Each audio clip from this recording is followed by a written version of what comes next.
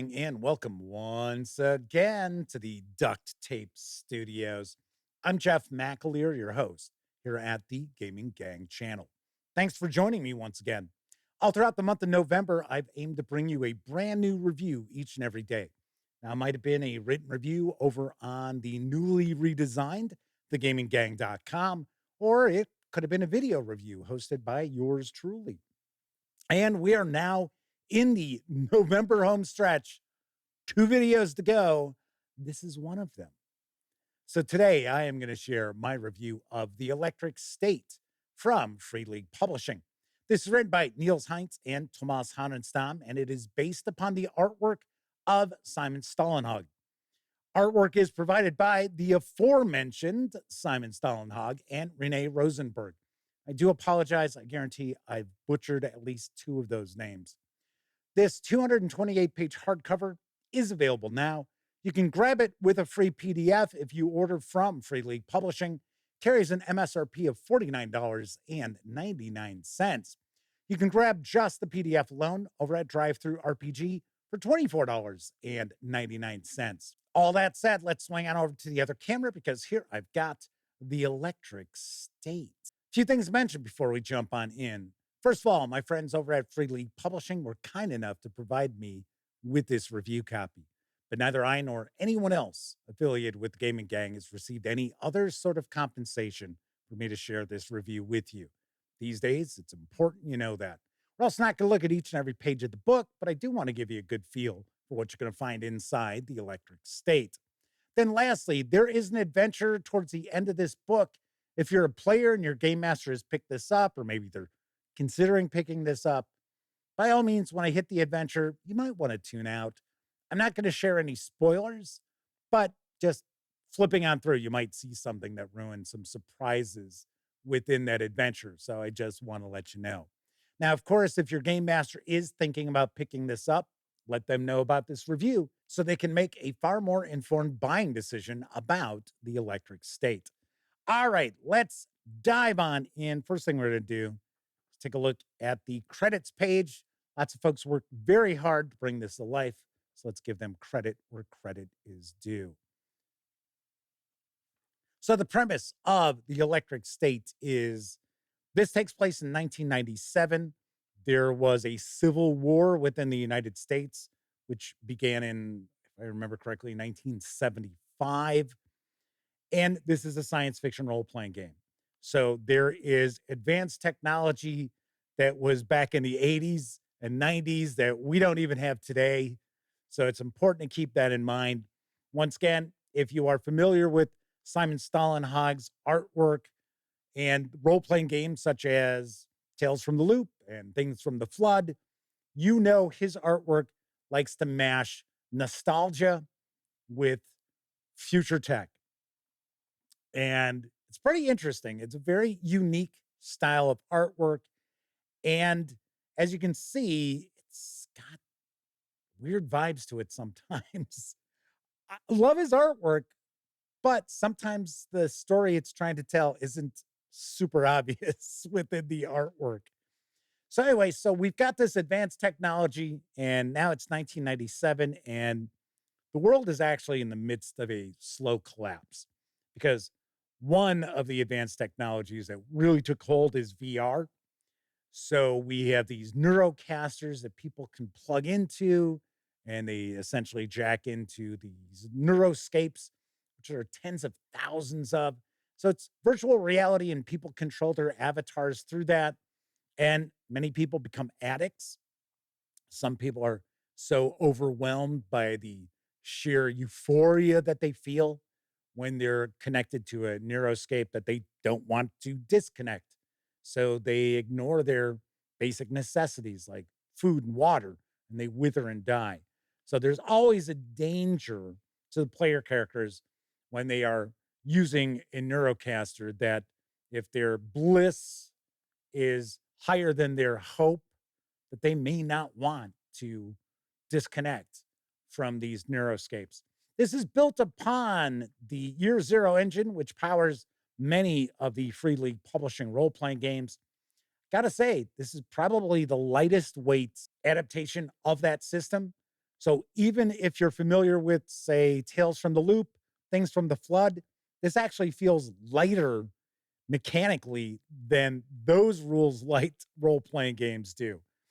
So, as far as your characters, you are going to be taking on the roles of travelers if you're a player, and you will have four attributes as well as a talent.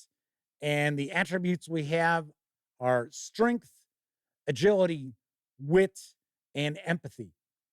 And with the year zero engine, you're going to have six-sided dice. You're going to have a pool of dice, and it's going to be built upon your attribute score. Maybe if you've got a talent that comes into play, you get a bonus for that. If you have other player characters helping you out, you might get a bonus for that. And then, of course, there's modifiers which will negatively affect the number of dice you're rolling. So you're going to roll your six-sided dice. If you get a six, you succeed. Easy peasy. Now, we also have health. So combat, relatively abstract. In fact, combat takes up all of 4 pages in this book. And you're going to be rolling your pool of dice. If you're successful, then you're going to do damage based on the weapon or lack of weapon. And then that's going to be applied to the health of the target. And if you end up with 0 health, that doesn't necessarily mean that you're dead, but it does mean that you are dying. We also have another mechanic called hope. And with hope, I already mentioned if you're using a neurocaster and your bliss is higher than your hope, there's a real issue of actually not wanting to disconnect. But you also use hope to push failed rolls. So if you roll your dice and you don't succeed, you can push your roll. It costs you a point of hope. Doesn't matter if you're successful or not with your reroll, it's still going to cost you a point of hope. If you reach 0 hope, then you're going to take on a condition. And this mechanically is a little similar to the stress mechanic that you find in Free League Publishing's Alien, the role-playing game. Funny enough, the conditions here, they skew negative, but they're not all negative. So we have talents. So rather than having skills like we've seen in other year zero games, this here we have talents. So your character is going to have a talent. They're not going to have multiple talents. So funny enough, the stat blocks for characters are pretty short. So we are going to have various different archetypes that the players can take on. It's a good mix of archetypes here. So it's a pretty broad range. I absolutely love the drone pilot. So the drone pilot is actually a robot that is controlled by a person who's in a neuroscape. Now, it could be somebody who jacked in and they just never wanted to jack out. Maybe they've died and their personality is locked within the neuroscape. They can control these drones. I have to say, as far as the background itself, it's pretty easy to kind of poke holes in it. So as a game master, I kind of hand wave some things because if you look too hard at the Electric State's background story, it kind of falls apart a little bit. As far as combat goes, already pointed out, super, super easy. Like I said, 4 pages devoted to it. Little more than half the book is actually devoted to what's known as journeys. So the journeys are your campaigns, and the Electric State is designed to be a short role playing game experience. So I'll be very honest because there isn't a whole lot of character advancement that goes on. I can't really see players getting together for a year of real time playing the Electric State in a long campaign. This is more designed for maybe 3 to 5 sessions, maybe a little bit more than that. And I think it will work very, very nicely as far as that goes. We also have a bunch of information about neurocasting. Because you are on a journey, we've got some rules for vehicles and vehicle chases, combat in vehicles, and so on and so forth. The journey portion here, this is where we're going to actually get our 3-chapter adventure, as well as details which are mainly aimed at the game master as far as how to create a journey, kind of theme that that journey is going to have. What are the kickers, kind of the hooks to the journey, how to pace the journey. It's all in here. As far as the player characters, they should have personal goals that they are looking to achieve to drive the action. They can also have flaws, which will come into play as well. Something that's really important to keep in mind is that this is really aimed at storytelling and role playing. So if your players or you as a game master aren't real comfortable with role playing, you might have a difficult time with the electric state. I should also point out that there is a certain mood, a certain vibe that permeates this setting. I'll get into a little more detail about that when I talk about my final thoughts. But something else that I think you probably need to be a fairly experienced game master to really pull off, because there is kind of a specific vibe that you are looking to achieve with the electric state, at least the way it's presented here. I like the background story to this, but I will point out there's a lot that's left up to the imagination of the game master. That might turn some people off. Some people might be sitting there saying, hey, you know what? I need more details about the world of Pacifica, which is where your journeys will begin. They don't have to end there. They could leave Pacifica, which is essentially California following the Civil War. So we get into our 3-chapter adventure, our journey, and journeys are broken up into stops. So each chapter here is a stop. We do also have some pre-generated characters if you want to utilize them. So we've got each stop is going to be made up of encounters, which consist of scenes. So this is a rather linear role-playing game. Adventures are going to be rather linear. They're not going to be very sandboxy in nature. I'm not saying that they're completely on rails, but there is a natural progression through these adventures if we're looking at this as an example of how you want to build an adventure. So keep that in mind. We're going to wrap up with some rules about playing the electric state solitaire. I like that. I think that adds value to this core rulebook. I think that's pretty cool. The Lone Traveler. If you enjoy solitaire role-playing games or journaling games, I think you'll enjoy this. I have to be honest, I have not really checked out these mechanics in depth. I haven't played it solitaire, in other words. So I can't tell you how great the execution is, but it does come across as being something that will appeal to those out there who enjoy solo role-playing games. As I mentioned, not a whole lot to the character sheet here. We even have a sheet for vehicles. We have some other game master facing sheets as well. We also will have a single-sided poster map of Pacifica. And that is a look inside the electric state from Free League Publishing. Let's swing on over to the other camera because I'm going to share some final thoughts and provide my review score. First thing I'm going to mention, the electric state is not going to be for everybody because it does have a certain feel that it's looking to present. Oddly enough, I think what sums it up best is the electric state has a sense of melancholy.